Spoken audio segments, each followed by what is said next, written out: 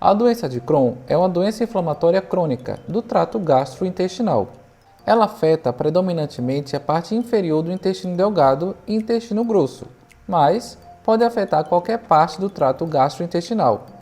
Ela é chamada doença de Crohn porque Buddy Crohn foi o primeiro nome de um artigo de 3 autores publicado em 1932 que descreveu a doença.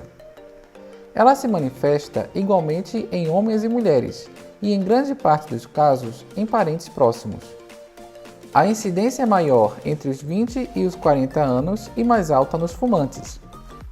A causa da doença é desconhecida, mas não estão descartadas as hipóteses de que seja provocada pela desregulação do sistema imunológico, ou seja, do sistema de defesa do organismo. Fatores genéticos, ambientais, dietéticos ou infecciosos também podem estar envolvidos. As pessoas geralmente apresentam diarreia, cólica abdominal, às vezes febre e sangramento retal. Também pode ocorrer perda de apetite e de peso.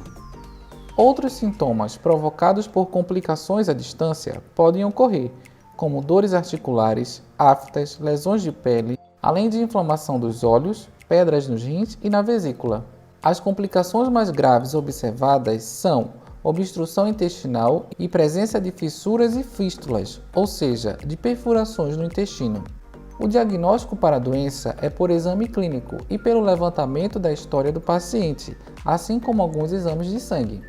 No entanto, como a enfermidade pode comprometer todo o aparelho digestivo e desenvolver sintomas semelhantes a outras doenças gastrointestinais, é necessário localizar as áreas afetadas por meio de exame de imagem como endoscopia digestiva, colonoscopia, raio-x de trânsito intestinal, tomografia e ressonância magnética, além de estabelecer o diagnóstico diferencial. Ainda não se conhece a cura para a doença de Crohn. Mesmo quando ocorrem períodos de remissão espontânea, as crises podem reaparecer. O tratamento é instituído de acordo com a fase de evolução da doença, que pode ser classificada em leve, moderada e grave. Basicamente, ele se volta para conter o processo inflamatório, aliviar os sintomas, prevenir as recidivas e corrigir as deficiências nutricionais. Nas fases agudas, pode ser necessário administrar corticoides por via oral. Se o indivíduo não responder a esse tratamento, existem drogas imunossupressoras que induzem períodos de remissão, mas que apresentam efeitos colaterais. Na maioria dos casos, a intervenção cirúrgica fica reservada para os quadros graves de obstrução intestinal, doença perineal, hemorragias e fístulas.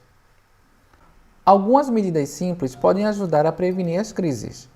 Não fumar, praticar atividade física moderada, controlar o peso, evitar, na medida do possível, situações de estresse, reduzir a ingestão de alimentos gordurosos de origem animal e de alimentos ricos em fibras, receber uma dieta balanceada orientada por um nutricionista, verificar o aspecto das fezes sempre que utilizar o vaso sanitário. Se notar sinais de sangue e alterações sem justificativa aparente nos hábitos intestinais, consultar um médico.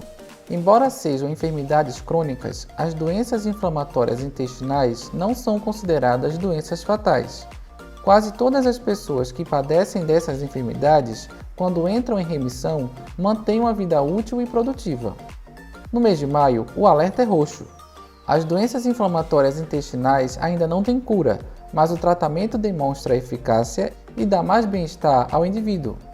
Em casos de dúvidas ou suspeitas, procure um gastroenterologista o quanto antes possível. Ficou alguma dúvida? Deixe seu comentário, curta e compartilhe com seus amigos. Muito obrigado por nos assistir.